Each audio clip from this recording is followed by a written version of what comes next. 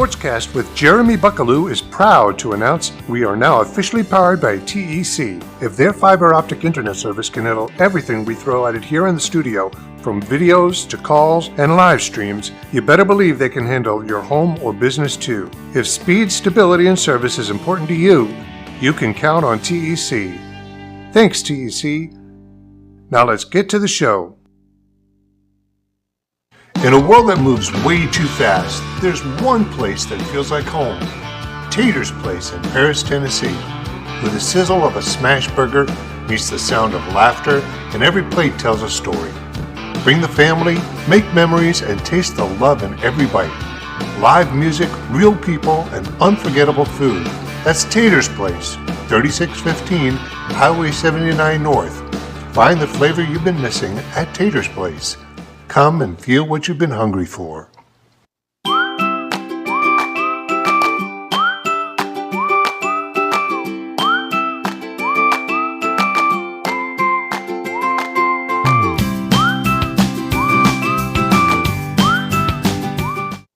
Are you looking for a fence that gives you peace of mind?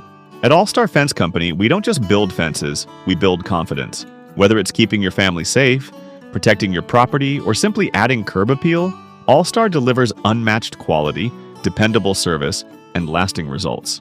Locally owned and trusted across West Tennessee, Kentucky, and beyond, we're the name homeowners count on for reliability and strength since 1971. All Star Fence Company, your first line of defense and your best choice for peace of mind. Visit allstarfenceandsupply.com today.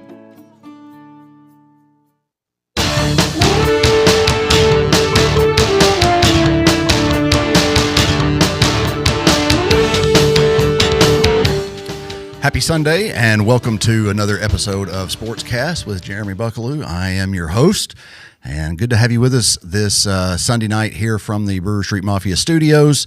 We are live as always and I got a good show for you. I do want to say thanks real quick to our sponsors. I want to say thanks you to Taters and All Star Fence. They've been with us for a while now and just couldn't be here and do the show without them, and so appreciate them for their sponsorships. Also want to say thank you to TEC Internet. All of the studio now is outfitted with TEC, and as it says in the ad, if we can do the show and everything go off without a hitch, then whatever you've got going on at home, it can handle without any problems as well, I'm sure. And so I want to say thank you to TEC for their sponsorship of the shows. Also thanks to Patriot Plumbing, Shelter Insurance, Eaton Construction, and Tennessee Real Estate for bringing you SportsCast each and every week. Got a fun show this week with some guys that really, if you know anything about Patriot sports or Henry County sports at all, need no introduction. And so I'm glad to welcome the Jelks to the studio tonight. I've got Bill to my left and then Will and Andrew to my right. Gentlemen, welcome. Glad to have you with us tonight. Thank you. Excited. Good evening. And so we start every show with the best thing I've seen this week. For me, I was going to say the best thing I saw this week was that crew that worked the scrimmage game the other night at Montgomery Bell. They did a great job, but a lot has gone on sports-wise this week. Not sports-wise, best thing I've seen is Cade sent me his first semester law school schedule this week, and so that was fun. I got to give him a hard time about that. But sports-wise, there's so much. I watched as much as I could of the end of the St. Jude tournament golf tournament down there in Memphis today. Finished with, I think, 3 playoff holes. Is that right? And then that was good and fun to watch. As you said, seeing the Patriots in the pads on Friday night, getting some action in with Montgomery Bell was fun. The 70-yard field goal from Arkansas alum Cam Little was impressive. Too bad it doesn't count for the stats, but a 70-yard field goal is it's impressive. It ought to count for something other than just 3 points, but that's the way it works in the preseason. But anyway, Will, best thing you've seen this week? It can be sports related. It can be, yeah. The best thing I saw this week is yesterday I was at Busch Stadium in St. Louis, Missouri, and I got to see the Cubs put it on the Cardinals. So that's definitely the best thing I've seen this week. And so, folks, you can call Will with your questions or complaints. We'll put Will's cell phone number up later and let you call in. But, I'm friend with Craig Lunn, and he posted on Facebook at some point yesterday, had just kind of tongue in cheek. Does anybody know how the Cardinal Cub game turned out this afternoon? And you could tell he was feeling it as well. So congratulations on your. It was a good time. Your win. Andrew, how about you? Yeah, I would have to say there's a new documentary that came out on Netflix this week. So I got to have another behind-the-scenes look at my Commodores and Diego Pavia beating Alabama. So it was awesome to see, and it's very exciting. So you're right. I'm going to be in trouble when I get home because in that same episode, so they did that night was like the biggest upsets in college football history maybe that night, especially with Vanderbilt beating Alabama. But then that was the same night that Arkansas beat Tennessee. And so there's a couple scenes in there where they get a good and close-up of Luke. I saw that. And Ken, I'm sorry I did not include that in the best thing I've seen this week, Luke. It was. Thank you, Andrew, for bailing me out there and helping. And so, but yeah, that's a great series. I got to be honest, I haven't watched any of the other episodes so far, but that one was well done and fun to watch. It was top notch. Yeah. Anything Netflix does when it comes to those documentaries, I think they do a heck of a job. They have that series with the NFL following quarterbacks and different players, and it was awesome to see a behind the scenes look at the SEC season. Were you at that game? I was not. Okay.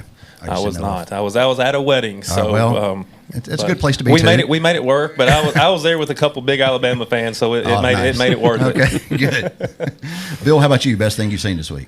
I guess we had our shameless plug for the Henry County Youth Athletic Association. We had our Pop Warner football draft. Nice. This weekend, and have a good number of kids out playing football again. So always glad to see another bunch of young kids coming around to play football and hopefully they'll end up there at Henry County. Oh yeah, that's we're going to talk next week. I got Barry Baker on with them, and I'm trying to get Coach Bono with Henry County on. But those programs, and even Pop Warner, when you look at the guys that are working with our kids at Pop Warner, are what lead to the success that Henry County has enjoyed for, 20 years now, it seems like. Or it's been a while, I know, 15, 20 years, somewhere around there. But I think we talked about it the other day, one of our little meetings, and Jerry Pearson brought it up that of the seniors last year, I think 75% of them played Henry County Youth Athletic Association. So it's good to see them stay with it. It's glad to have that program here in Henry County. I know, Cade went through it and played Pop Warner. He was a Bear, and so some Bears. We're all Bears. There we go. Yeah. So great program and just. Outstanding work that those guys do from a young age, getting those kids excited about the game of football and learning the fundamentals. And when you really look at it, it's kind of what sets Henry County apart from the places around us that we have to play is the fact that we can start teaching them so young and early and just build that program and build it. And certainly the youth program is part of that success. Yeah, we'll go ahead and get started a little bit if you'd like. In 1971, my father and 7 or 8 other gentlemen got together and thought that we needed to have a program like that. So it's been first season was in 1971 because I was 12 years old and got to get played in it that year in 1971. So it's been it's been a program for 54 years or so, something like that, and it's gone through a few changes, but we still have a good number of kids. We typically have somewhere around 80 kids play. Right. So it's Coach Bill Hudson, was involved with helping form that league also. Wow. I didn't realize that. So I learned something here tonight. That's good to know. So speaking of your dad, when I thought about having you guys on because, y'all are all very humble men. I know I worked with Will for a little bit and don't like to talk about yourselves a whole lot, and that's nothing wrong with that. But like I said, when talking about the show and leading up to it the last couple of weeks, and like when you think of Henry County sports and Grove and all of that, the name Jelks just resounds back, starting with your dad, right, Bill? And does it go back before then? Well, Grove had Dad didn't get here to Grove until 1942. Okay. He was born in Mississippi in 1915, and went to junior college down in Mississippi, and then got to go to came at Union University in Jackson to finish up. And the reason he got to go to those schools because they had basketball and football scholarships. Sure. And he went to a high school, it's Lexi High School down in Tylertown, and they didn't play football. So his first taste of football was when he got to junior college. Okay. And anyway, fast forward to that, he graduated from Union, got a football job, a head coaching job over at Gleason High School in 1938. And then the next 2 years, he was in Salis, Mississippi. And my mother was a Tennessee girl, wasn't real excited about living in Mississippi. So she encouraged him to find something else to do in Tennessee. And he went to Lexington High School for 1 year. And he only stayed there 7 months because they were either picking cotton or planting cotton. And he always said, I can't get a team, I can't start a program with both ends of the spectrum being eaten up all the time. Right. But that's the way it was in the 40s, of course. Sure. And then, so 1942 is when he was hired up here at Grove, and that's kind of when it started. He coached 42, 43, took 44 off because of the World War II, and then got back in 45, and had a pretty good run until 1950. Yeah. And that was his last. Yeah, he left here in 51, I guess. Okay. And went to Union University to coach football and basketball down there. And so he had several undefeated seasons with Grove. He had the one undefeated season. Okay. They had another one in 47, I believe it was. They lost their first 2 games, but they won their last 8, and they were Big Ten champions. Okay. And if you know anything about high school football in West Tennessee, the Big Ten used to be the conference because it was Jackson and Brownsville back then, Summerville, Savannah, Dyersburg, all the what you would call bigger schools back then. And he was awful proud of that because that was the first Big Ten championship that Grove had won. Yeah. And then, of course, fast forward to the 49 season when they went undefeated, and they had a pretty good run. I think the last they had only like 60 points scored against them. It wasn't very many. Yeah, right there on that graphic that they had outscored teams 372 to 55, which is pretty impressive when you look at those scores. It was a big thing to beat Mayfield, and it was also a big thing to beat Springfield. Yeah, those were 2, as we know now. Mayfield's still a powerhouse, and it was also big the Jackson game down there. They had, according to my father, had rubbed their noses in it a little bit the year before, and he knew he had a pretty good team coming back in 49, and was kind of hoping to exact some revenge. Well, and was able to do so. It looks like 33-6 over Jackson. But when you look at that, the only team to really challenge him was Memphis in the championship game, I guess, and Union City was a 13-6 game. But other than that, it's not really close. Springfield 21-7's 2 touchdowns, but pretty dominant back in 1949 they were the Blue Devils then too. That right? is correct. And so, that is correct. That Murray game, that's one of the big deals back then. They always played Murray on Thanksgiving, and Murray started out and had a pretty good lead in the series, and then they kind of flipped the switch on it, and Dad was really proud about that because Murray always seemed to have Grove's number. Sure. Back in the day. So left there, went to Union University and did pretty well at No. Union. No? He got down there to Union, and, of course, that school down there might have had 500 kids in it total back then. And they were trying to play the Memphis States and the Middle Tennessee State, Murray State, and those types of teams. They didn't have any scholarships, and after the 52 season, in fact, I don't know that they didn't win but one game in those 2 seasons that he coached, and at Union. And he told the president of the university, he said, we have got to, if we're going to keep a football program, we've got to give scholarships. Yeah. And just wait to compete against these bigger schools. We've got to do something. And the president said, well, we're not going to do it. So that was in the football program, I Dad guess. said, well, I'll get through this basketball season and then I'm gone. Yeah. So that's how he, and that's when he came back to Paris. Okay. And kind of integrated himself in the community. One of his, just throw out a name there, one of his basketball players down at Union University, this guy by the name of Homer Spain. Okay. And he came back up here and coached in the late 50s and early 60s and had a pretty good run as a basketball coach up here. In fact, he took Grove to the state championship in 58 or 9, somewhere around in there, in basketball. Nice. So Dad he integrated himself in the community. He met a bunch of good people and had some good friends here. Right. And then he just kept himself active by officiating football games, and he stayed in the game that way for a long time.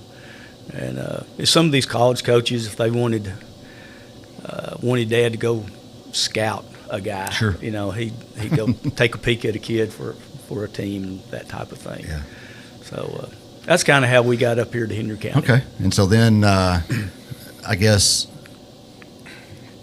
you get to Henry County, and what all did you play while I played football and ran track at Henry County. I graduated in 77. Yeah. We first football season out there at high school was in 69. Sure. And back then, bowl games, just like the one that when they played Central down in 49, that was still a pretty big deal. The playoffs had not taken hold like they are now. And my junior year in 75, we got to go to the Civitan Bowl over in Union City, and we had a pretty good night that night over there, and kind of beat up on them a little bit. But Henry County, it's fantastic to see the number of kids out playing nowadays. When I was in high school, I think the biggest team we had was 45 kids. Yeah. And that's just 10 through 12. We didn't have a lot of numbers like they do now. Sure. Well, and now even like y'all still stay in the game, because I know all of the boys came through and played for Henry County, and then Will went on to play at SEMO. Of course, Andrew went to Vanderbilt. Ben was a TV star. That's right. Right? Hollywood star. We were talking about that. Y'all have to tell the story because I just remember there was like 3 or 4 games in a row where Ben got on TV. Emerson said, there's Ben Jelks on TV. And he always knew exactly where the camera was at those Tennessee games, it felt like. Oh, yeah. I mean, I think he prided himself on probably being one of the first students in the student section every game. So he would get the prime seat in the house, and it did seem every Saturday for a while the camera found him, and then he was usually pretty emotional at that time. So it's always fun to pick at him about it. Sure. But no, he's definitely the TV star. Well, but both of you guys played on, or all of y'all really played on very successful Henry County teams. I think, Will, you came through 2000, what years did you play? My 3 years would have been 07, 08, and 2009. So, okay, so by the 9 team, is that Gaddis's? Last year. Last year? Yes, sir. Yeah, okay. So at that point, Henry County is starting to build its program from, especially where it was those years before then. We were always decent when I was there, but nothing like the last couple of years that Coach Gaddis was there, and then, of course, with Coach Count Sr. and the way we have just carried that on.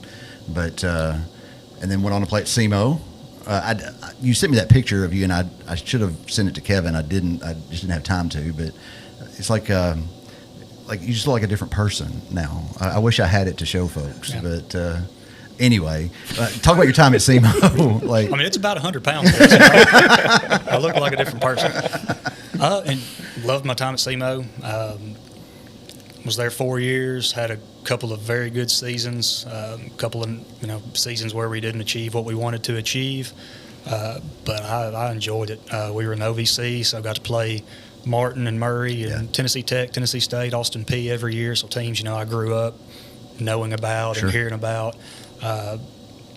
Enjoyed my time. Really enjoyed. I was very fortunate to be able to continue playing. Awesome. What's your favorite Henry County memory that you have? Oh, I've got one good one for that.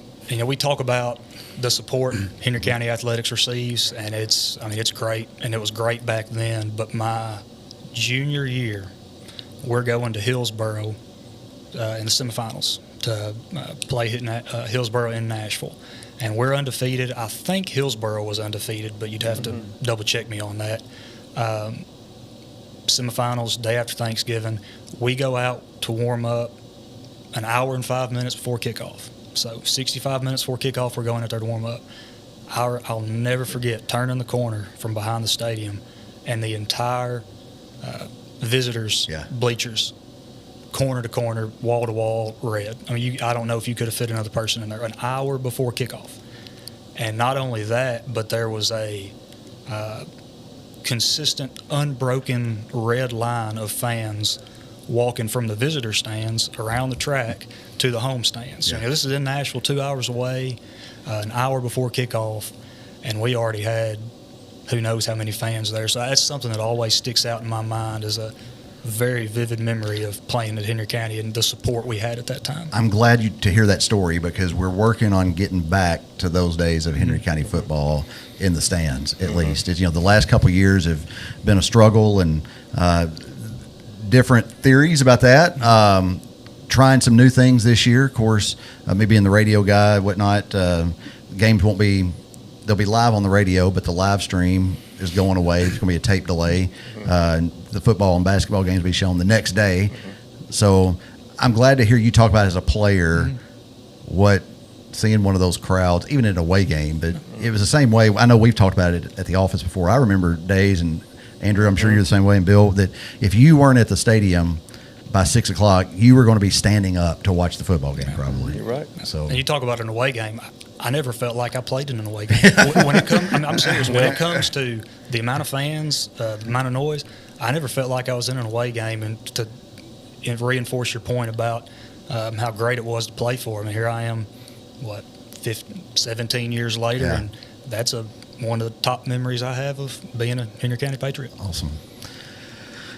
How about you, Andrew? Yeah, I would say, kind of to piggyback off that, our state championship run in 11 when we made it up to Tennessee Tech, and coming out when we actually got off the buses, I think Milan was playing the game before us, and we got out of the buses, and you looked up in the stands, and half of it was already red. And if I believe, might be mistaken, but I think we set the attendance record between that game, us and Powell. I think it might have been broken since, but at the time in 2011, I'm pretty sure it was the attendance record. I think you're right. It was a special night. Yeah. And like I said, so Bill and Will, y'all are still involved with sports in that you both officiate and you're on a crew together a lot of times, right? Sometimes. So that's nice. Must be fun to get to work with Will and work with your dad. And do y'all ever like disagree on flags that are thrown, or have discussions out there on the field about, what should have maybe? No, we are always 100% in agreement. Every decision. Perfect children, all three of us. Perfect children. Right? We never had a discussion at all. I know it's just kind of sad seeing Will used to be an offensive lineman and getting away with the holds and the dirty play there, and now he's the first one on top of it to cut it all out. Well, I do know. Like I was we going like to pick at him for it. I was going to the other night. I meant to give him a good text because it called a pass interference that was right on. I mean, the kid looked like, from where I was sitting, it looked like he got there early. And I was like, are they going to call it? And sure enough, Will dropped it and Right like, on that's it. a pass interference. And so glad to see that, sometimes I miss stuff and I know Will pick it up and go with it. So, Well, if I'm even close to missing something, somebody lets me know. So Andrew, you've been on the sidelines for the last couple of years. You're taking a break this year. Talk about that dynamic. Of course, I don't think y'all ever did any Henry County games, but the jamborees and the scrimmages and stuff like that, it was always That was fun. enough there. That was enough. I mean, it was fun because, of course, Coach Ryan Minch was our offensive line coach when we were playing, and Coach Austin Thompson's one of his buddies growing up. So there was a couple guys on there that like to chirp at him. Sure. And so we would for sure let him have it at any opportunity we had. And just builds character and thick skin for the real games, right? And I'll give him credit. I mean, he knows the dirty tricks that you do up in the line of scrimmage, that O-line, D-line. So he knows what he's looking for compared to some folks. Yeah. So, Coach Dylan Poole texted me, and Bill, I guess this is a question for you, okay? But Coach Poole wants to hear a story about a time that all three brothers got in trouble growing up. Is there's probably more than just one, you could tell, but what's one that's family safe and friendly? Gosh, probably one of the times, I found it somewhat amusing, but their mom didn't. And this happened numerous times. We won't call the babysitters names, but numerous times they would either lock the babysitter out and stay inside, or wouldn't y'all tie them up? Tie them up. Yeah, tie them up. In the chair. In the chair. I'll have to admit, I can't really remember too many times.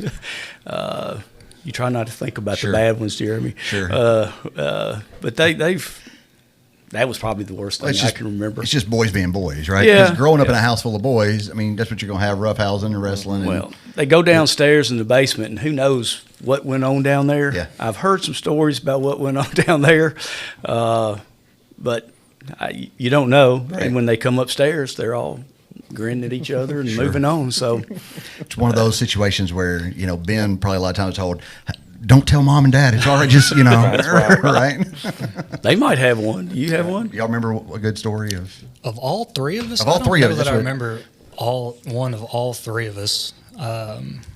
We can all kind of had our moments here and there, and it was. I would say it was usually, like if me and Will were getting into it, Ben was the antagonist, it was usually one-on-one, and the other one was just poking the fire a little bit to get it riled up. But we had a little wrestling mat in our basement, so we settled a lot of things down there. just handle it like boys That's would handle right. it, That's right. And to bring it back to football, we would, three of us, so we'd call it one-on-ones a lot, and you'd have a quarterback, and you'd have a defensive back, and you would have a wide out, and a few tussles got started that way. But I don't know. Yeah, I don't know that there was ever any time where all three were just going at it. Well, that's a good thing. I mean, we, of course, it's me and my brother. And so there's only two of us for my parents have to deal with, thankfully. I couldn't imagine with three boys, especially because, no, y'all are good-sized boys. Like, y'all are not small. Y'all played offensive line. Ben was offensive lineman too, right? He played tight end, so he had fullback, hit size. Just Yeah, I think we tell the story. It was your senior year, my sophomore year. I think Will and I had gotten into it a little bit one day before school, and we kind of had each other locked up, and he kind of came over to try to break it up, and it wasn't going to happen. I think at that moment he realized we've grown a little bit. We're here on SportsCast.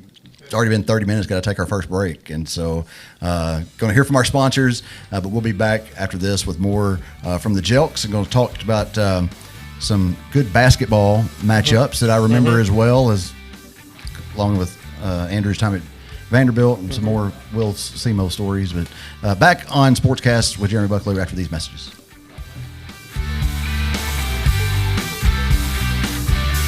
In a world that moves way too fast, there's one place that feels like home. Tater's Place in Paris, Tennessee, where the sizzle of a smash burger meets the sound of laughter, and every plate tells a story. Bring the family, make memories, and taste the love in every bite. Live music, real people, and unforgettable food. That's Tater's Place, 3615 Highway 79 North. Find the flavor you've been missing at Tater's Place. Come and feel what you've been hungry for.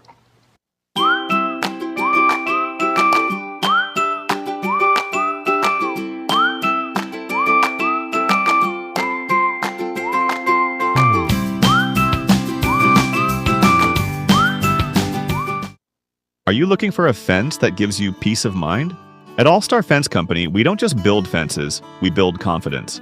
Whether it's keeping your family safe, protecting your property, or simply adding curb appeal, All Star delivers unmatched quality, dependable service, and lasting results. Locally owned and trusted across West Tennessee, Kentucky, and beyond, we're the name homeowners count on for reliability and strength since 1971. All Star Fence Company, your first line of defense and your best choice for peace of mind. Visit allstarfenceandsupply.com today. Back here on SportsCast with Jeremy Buckelew. I want to remind you, next week we'll be talking some Inman football with head coach Barry Baker and some of his staff and the season that they've got coming up. Of course, they is almost what you would expect with Inman, not to put any pressure on them, but coming off of last season, making it to the section championship again there in Memphis. Came up a little bit short, I think, in that game, but Coach Baker's first year at the helm for Inman football. He'll be on the show next week to tell us about this season and what we've got to look forward to. As we talk about, as we said, that pipeline from Pop Warner to Inman and Henry County to Henry County High School and his role in that and part of that. And it's just going to be a good, fun conversation with Coach Baker. Hopefully, maybe we can give him a smile when he's in here, but we'll see. Don't forget, this week on the Mike Weatherford Show, this ought to be a fun one. May need a live audience for this one, but behind-the-scene wrestling truce. He's got the Alpha Beast, Lex Bain, coming in with Big Daddy Devin Graves. The Second City Saint, Daniel White, will be in the studio as well. And so that will be this Tuesday night, August the 12th, 7 p.m. live here from the Brewer Street Mafia Studios. And who knows, they may spread it out to the street and down to the muffler shop, and who knows what's going to happen when Mike has 3 wrestlers on his program on Tuesday night. You referees may need to be here to keep order from turning into chaos. So that's Tuesday night, August 12th at 7 o'clock. The Mike Weatherford Show on the Mike Weatherford Show channel on Facebook. Be sure to tune in and check that out. And then special message this week, football season tickets are on sale, and they have got off to a hot start. But you can still get yours if you want one. $50 per seat this season. That'll get you into 5 home games and parking behind the stadium, which is always nice. And so if you are interested in Henry County season tickets, just get in touch with Athletic Director Steve Summers. You can see his email there on the screen, or just call up to the high school and ask to speak with him. If you can't get him immediately, he'll give you a call back, I'm sure. But season tickets went on sale this week, and they always sell like hotcakes. I remember when I bought mine, I had to wait a couple years just to get them. And so, but there are some available this year. And so if you are interested in some Henry County season tickets, go ahead and grab them while they're available. Again, $50 this year, get you in the gate, parking behind the stadium for all Henry County football games. And there will be 5 of them at Patriot Stadium, at least. We hope more like 7 or 8. So The season kicks off next week against Haywood County on a Thursday night. That'll be fun. And Haywood's always a good, formidable opponent. And y'all played Haywood a couple times, I'm sure, in your tenure as Patriots, because they used to be like a regular series that we had with them. Went away for a little bit. That was I know I played them opening game my junior and senior year, and our junior year that was Coach Count. I was Count Senior's first year back here, and we actually went up there and we lost that game, and but that next year we came back and we put it on them pretty well, and at that point I think we knew I think it was 37-7, and we knew we had a pretty good ball club after us playing Haywood. Were y'all one of those teams that I remember? You don't see this, you just hear stories, but Liberty was always a really good football team when y'all played them. And I remember they came up here one year and y'all put it on them so bad that the coach basically in their pads told them to get on the bus that they were getting back to Jackson. And I don't know if that's a true story or not, but the Haywoods, the Liberties, those programs kind of been replaced by Beach and Page and those schools this year, but those were some good football teams back in the day that let us know early and often how we were as far as progression-wise with the team. But we were talking about the season ticket sales. Bill, you were saying that fan support isn't something new for Henry County and Grove and all that. Yeah, it's not. Going back to that Jackson game in '49, my father told me, and you can see there's pictures of it, and there was about 8,000 to 10,000 people there at that ball game at Barton Field on that Friday night. So it just shows you that, and they had that kind of following also back in the day. Barton Field was the place to be. You didn't tailgate like you do now, but people were there. They came to the games, and again, going back to the Thanksgiving Day game against Murray, that was always a big deal. And they always played those during the day, either Barton Field or over at Murray High, and always were well attended. I know I've seen that picture that you're talking about because it just blows me away. Like, that's the same Barton Field that is there now. Like, when you think, the seating may not have had the aluminum benches, but they were wooden. Yeah, but the exact same stadium layout, and to cram 8,000 people in there, quite a show. Well, and they really didn't have any bleachers on the north side of the field. They just had some post and a wire, and you just stood around. Of course, back then they had a cinder track up there also, and that's where everybody stood. And of course, as you can tell in the picture, it's everybody's ringed around the stadium, so covers up end zones and everywhere. Will usually when we work together, he'd get to hear stories about people parking in my backyard. I can't imagine 8,000 people because I live right across the street from Barton, and so during especially Henry County and Emmett football games, people will pull up in our yard, and it's not a big deal unless it's been raining or something, and then people are parking there. But I can't imagine 8,000 folks cruising up there. But it's and Bill, like you've seen it,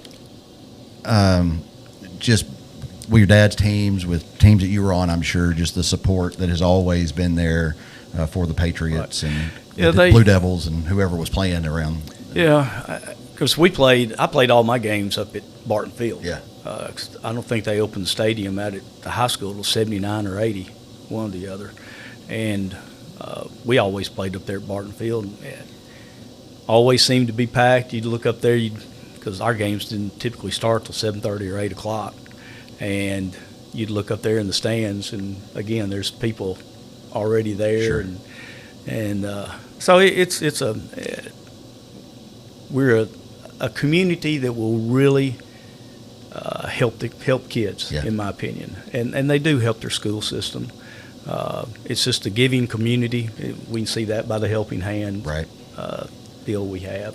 So, and both you and Will serve on the Lions Club, and y'all are all the time doing things to give back to the community through the Lions Club, whether it be the eyeglasses program that y'all have and all that. We sponsored the another shameless plug. We sponsored the football banquet and this will be our 98th year, because they had their first one in 1921. Wow! Because back then, I don't know if they really had school buses back then. They might have had covered wagons or something like that. But I know a lot of times my dad used to tell me that you basically have to carpool If you ever remember the the Hoosiers movie, Hoosiers, and you see everybody trailing along there. A lot of times that's what they had, what it looked like. And of course, I wasn't around to see it 'cause I wasn't born till '59. But just knowing what my dad told me, and everybody's told me over the years. Yeah.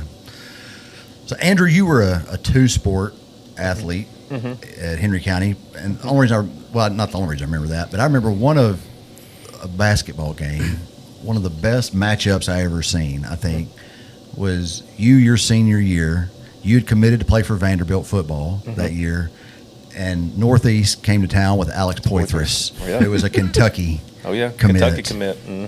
And you two just battled and banged down in the paint all night long. We did, yeah. And he was the McDonald's All-American, 5-star, going to go one and done at Kentucky, and so it was definitely a challenge. And of course, I was a football player playing basketball out there. I wasn't the most skilled ball player, but I would put a shoulder into you and try to make your life miserable if you come in the paint. Yeah. So then after Henry County, you went on to play at Vanderbilt, and I remember. I think one of the coolest moments that I've been at Henry County was James Franklin came to watch one of your games because you were recruited originally by Franklin. Correct. And he came to one of the games, was standing down on the sideline watching you play, and just with that crowd, just the buzz and the excitement. Right. And I think that was the Dixon game. Was that the game he came? Did he helicopter? Helicopter. Yeah. So I had kind of.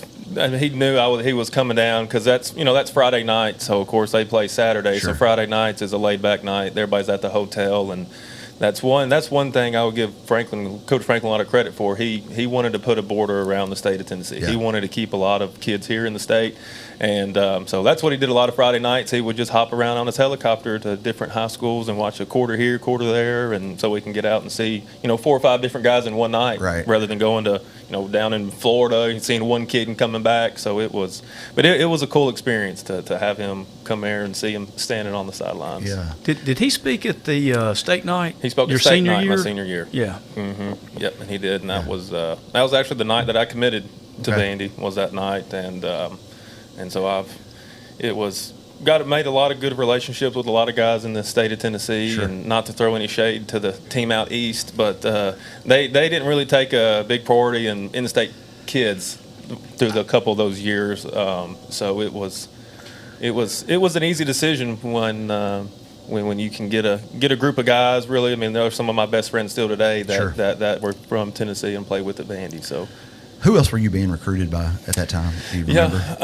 I guess my 5 official visits: Vanderbilt, Tennessee, Ole Miss, Alabama, and Stanford. Okay. And at that point, you took 5. You had 5 official visits. Right. You could take as many unofficial as you went, and then we went to other places too. But those were kind of my final 5. So what set Vanderbilt at the top of the list? Yeah, and honestly, when, of course, being a Tennessee fan, SEC fan my entire life, Vanderbilt, since at that point, Vanderbilt might have had one good year there with Cutler, maybe went to a bowl game, went to the Music City Bowl, I think, his senior year. He never went to a bowl game, I don't think. Okay, might have been a year, okay. But, they were never successful, and I remember when Vanderbilt called, and I knew at the time, of course, Coach Bobby Johnson was a longtime coach there, and I knew he had just, he'd left, and when they called, honestly, I had no idea who their head coach was, and said Coach Franklin, never heard of the name before, and that was my first SEC offer, the first SEC school that reached out to me. So I was going to give them the time of day. Nashville was an awesome city, and then just building the relationships over the year, so that I was going through recruitment, and it was an easy decision at the end of the day, because I was actually talking about that this weekend. Someone would ask me. I think the top 3 offensive linemen in my class, none of them went to Tennessee. I don't think any of them were even really heavily recruited. 2 of them. One of them was my best buddy, Barrett Gallagher. He's down from Chattanooga, and another gentleman, player by the name of Graham Schuler. Yeah. He went out to Stanford. And it just there was no priority, and then Franklin took a big priority in our in-state kids, and I think we had almost 10 or 11, 12 guys from the state of Tennessee that came in my freshman year, and we drew a very close bond, and it was a great experience. I I think people take for granted sometimes the whole recruiting process because, Will, you went to SEMO, Andrew, you at Vanderbilt, but, Tennessee, you said something that made me think of some other people, and this isn't I'm not trying to bash Tennessee here, but it's like they just assume if you're a Tennessee kid, then you want to play at Tennessee, and if they give you an offer, that's as far as they have to go. 'Cause I've heard several other people say that once they received the, hey, we're interested in you, that was basically the end of the communication. And I know, like, one kid ended up at, when I was in school, this person went to play a different sport, but went to Alabama for that reason, was that, Tennessee just kind of like, hey, you're from Tennessee, you're going to come to Tennessee, and I think he remembers it when we went up there and Coach Dooley offered, and I think he was kind of sitting there waiting for me to jump off the table and give him a big old hug, and hey, I'm ready to come next week. And it was, they just didn't put. And I'm saying I needed to be talked to every day, but you kind of see where you put the effort in, and I just. The relationship I had with Coach Franklin at that time over the year versus, Coach Dooley and that staff, it was twofold different, and it was an easy decision. So same with you, Will. How did you end up at SEMO? Like what? Well, I was not nearly as heavily recruited as Andrew, obviously.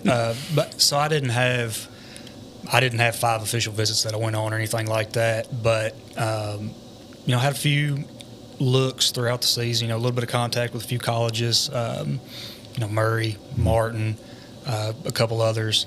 But SEMO hadn't said a word to me until I think it was the day before we got out for Christmas break. And they were recruiting our running back, who ended up going up there as well. And they just called me into the office and said, hey, we're recruiting your running back. We've seen you on film. We think you're a decent player. And that's when the conversation started. And they actually told me that to get some to have the possibility of some financial aid, I had to apply that night to school.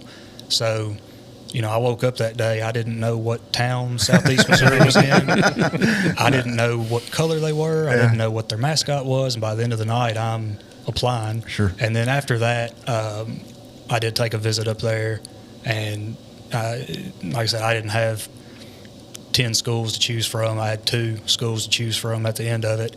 And ended up going with SEMO, and very glad I did. Well, listen, I tell people all the time, of course, I hear these stats, and it's like 3% of high school athletes will play at the next level at any level. And so if you're in that 3% club, right?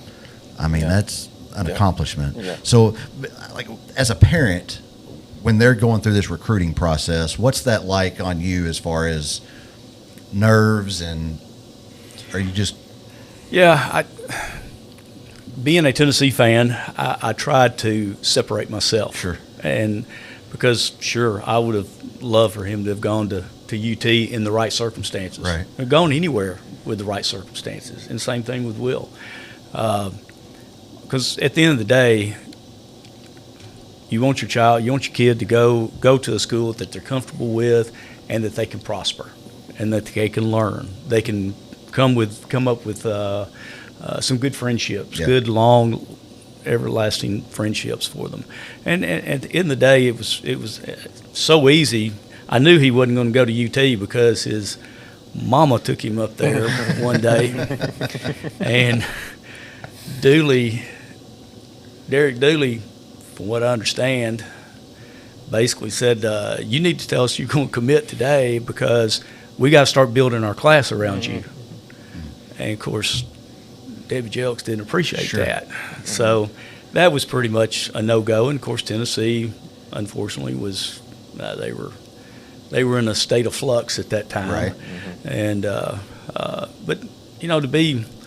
I don't think I was ever stressed about it. The only time it got stressful was when we would have to split up. We always try to split up and go to their games. And when Ben was a senior, we're going somewhere watching him play on Friday night, and then we're trying to hit the road to get to their games on Saturday. Right. And most of the time we'd have to split up. Wow. And I'll never forget the time Vanderbilt didn't have a ball game. They were open. It was an open date, And I don't think I'd been to SEMO that year yet. They'd seen me there with Debbie. Sure. And we got there, went to the parent gate, to get our tickets. And you know how you can feel people looking at you? So Debbie and I just kind of looked at each other. We're just talking to the one parent that we knew really well and whatnot. Anyway, went in there and sat down, and this parent came up to us after halftime. Said, "Yeah, y'all were the talk." I said, "What's the deal?" "Everybody thought y'all were divorced because this is the first time you've been to a SEMO game this year." They must have got back together. That's right. So it never was stressful. I mean, it was a blast getting to go watch these guys play ball, and they had a good time, and we had a good time following them, and got to go. They played Gillette Stadium. They played UMass up there, so I got to go up there and watch them play UMass. Got to go to Purdue to watch them play the Boilermakers, and that's you always hear about that big drum coming out and all that happy stuff, and it's neat seeing some of those traditions and whatnot. So it wasn't quite stressful. Debbie did most of the short trips, like going to Starkville with him, or I got to go to Tuscaloosa and went out to Stanford, didn't I? Yeah. And we saw who did we see? Barry Sanders' kid. Barry Sanders. Yeah, he was in my class. Yeah. And I think Andrew Luck played that. Andrew Luck, they're playing UCLA. I don't know if you remember. It's one of his more famous clips from college. It's Andrew Luck's one-handed catch on the sideline. Okay.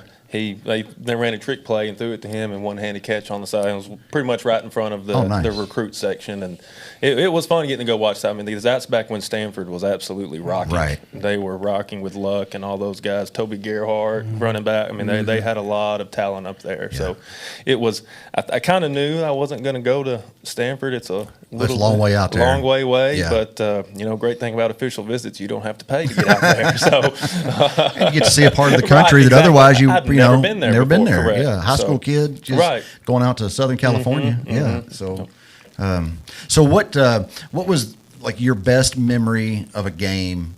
It can be high school or college that just kind of stands out to you. Is there a game that, like playing at Purdue, that you'll look back and always think of? I mean, I guess for me, my senior year, my first start at Ole Miss, going down to Ole Miss. Okay. We played Ole Miss, and that was right at the beginning. That would have been 2013. You may know exactly how that season ended. I don't remember, but that was when they first started putting some really good teams together. And that was my first start. So senior year, I worked up to that. That's a good memory. High school though, the play or the game would have been probably the two Melrose games, my sophomore and junior year, because both of those games came down to one game came to my sophomore year, 2007 came down to a strong safety blitz and a. I think Shante basically took the hand off. And then my junior year, Melrose also in the third round. We were down there, and we had to stop them. Last play, they scored the last play of the game. If they get the 2-point conversion, they tie. And then we go to overtime, and we stopped them on that. So those two games stick out for my years in high school. Just getting to play in the vault would have been, for me, just a memorable. Just all the places y'all gotten to go, and he saw much bigger stadiums than I did, but that would have been the biggest stadium I played in my 4 years. So it was great. Yeah. How about down at Ole Miss? Yeah, was Kim Deitchie a freshman that year? That was his freshman year. Kim Deitchie's freshman year. Yeah, he was supposed to be the greatest thing, and he was was he head up on you or no? They moved Sometimes. him everywhere. They moved him everywhere. Did they move him everywhere? They flipped him. That was him and his brother. His brother was linebacker, and he was a D end, and that was They were a talented team. That was a talented team. How about you? I would say definitely thinking high school. It's easy to say the state championship game.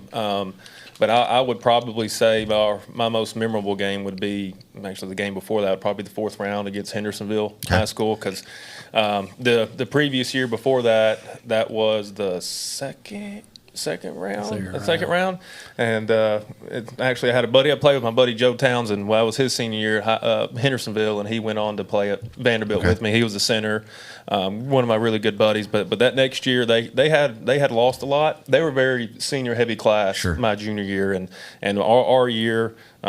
Basically, out of the 22 starters on offense and defense, I think 18 or 19 of them were juniors. So we knew that, and we played them pretty tight. I mean, the scoreboard was tight, but the stats, I mean, we moved the ball up and down the field, just couldn't ever get the ball in the end zone. Yeah. And they went on to play in the state championship against Columbia that year. So, we're sitting back thinking we're this close to beating that team. So that was some motivation going into the offseason, and then it was just perfect storm, on the last home game, or 4th round here at the high school. Right. And I know we've talked about it, the fan support, but I remember when we walked out of the stadium that night to come out to the field, and they had given out the terrible towels that they do, and they were all just standing up, waving them, air horn going off, and I think that game we ended up winning 40-something to 13. I mean, it was we knew that had been coming for a year. Was that the infamous visor game as well, where they outfitted all the helmets with visors because of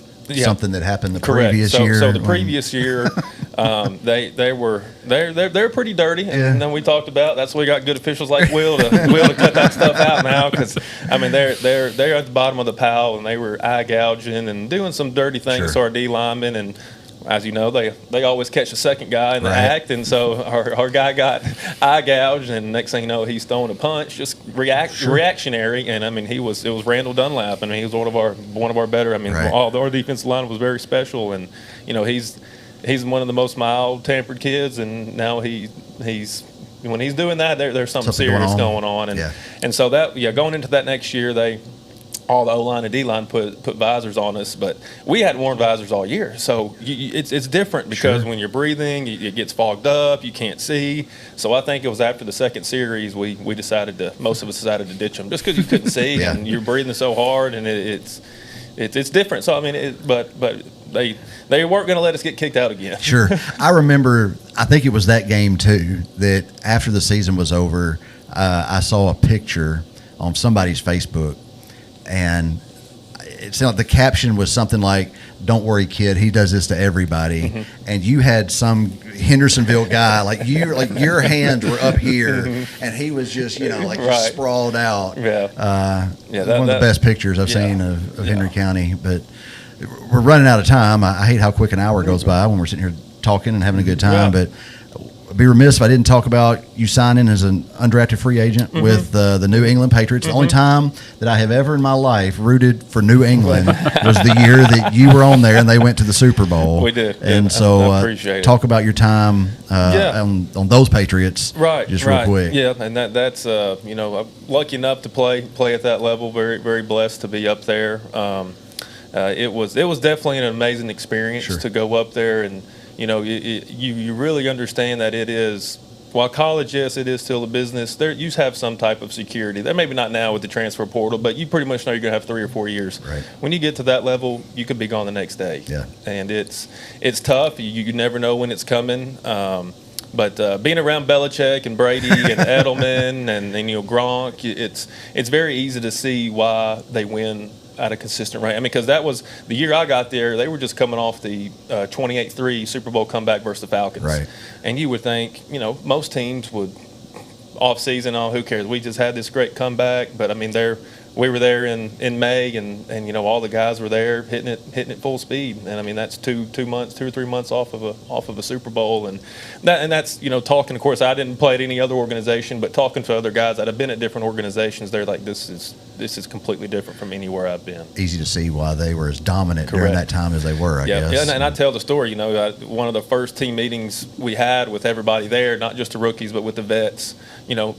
Belichick is making an example of Tom Brady for something he messed up. You know, this Tom Brady at this time 4 or 5 Super Bowls, you know, late 30s. But that was just the point for Bill to say, you know, if Tom Brady can sit here and take my coaching, you know, why can't you as a first round draft? Like, well, you haven't done anything. Yeah. And so it was awesome, but definitely a blessing being up there. Well, guys, I appreciate y'all coming on. So I was wondering, Andrew, of course, like I said, you're out of coaching. Are you taking the TSSAA test so that you can get out there with Will and Bill in the stripes? No. I'm gonna take a little time off away from it. You know, I've really thinking back about it. You know, ever since, you know, I haven't been off of or been part of a football team for the last 15, 20 years or so of my life, and. You're a newlywed. I am a newlywed. So I'm enjoying it, and she's the best, and we're enjoying to get out and go see my buddies, and we're gonna go out to try to get to a couple Vandy games this year because I mean those up here, and those coaches they're up here all weekend, and so I mean they put a lot of time in, so it's nice to take a step back and we'll see we'll see what's on the future. How about you, Will? Which I mean, other than refereeing, anything down the road that you got to? Have you taken your financial test yet? Working on it. All right. Yeah. So taking a couple, but I got a couple more. All right. But family man, just doing having a great time. Good. Having a great time. I appreciate you guys coming on. Y'all have to come back. I was going to say, Bill and Will, because I want to have a show where talk about some referee and stuff. I've mentioned that to both of you, I think, and just some good stories from behind the whistle there. But anyway, I like I said, I appreciate you guys coming on again. When you think Henry County sports, the name Jelks comes to a lot of people's mind, whether y'all want to think so or not. I can tell you that it does, just in my conversations that I've had with folks. And so just appreciate not only the job that y'all have done, but the job that you continue to do for Henry County and being ambassadors for Henry County. And just appreciate you guys very much. And thank you all for being on tonight. Thank you. Thanks for having us. Thanks for having us on. It means a lot. Yep. Don't forget, next week we will have Coach Barry Baker from the Inman Bulldogs on. That'll be next Sunday night at 7:30 right here live from the studio. Don't forget to go get your Henry County High School Patriot season tickets. If you want some, they are $50. 5 home games, parking behind the stadium, and not many of those seats are available. I'm telling you, the fact that any are available at all is a blessing. And so, if you've ever wanted to be a Henry County Patriot season ticket holder, now is the time to go and do it. You can contact Steve Summers up at the high school if you are interested in getting on that list. But again, I want to say thank you for tuning in tonight. Thanks to Bill and Will and Andrew for stopping by and talking about just their time at Henry County and beyond. And thanks to our sponsors, thanks Taters, All-Star Fence, TEC Internet, Patriot Plumbing, Shelter Insurance, Eaton Construction, and Tennessee Real Estate. We appreciate you. We will see you next week. Thank you, Mike Weatherford, for letting us use the studio. Kevin Kill and Scott Norwood in the back for the production and keeping us on the air. And as always, take care of yourself and each other. We'll see y'all next week. Appreciate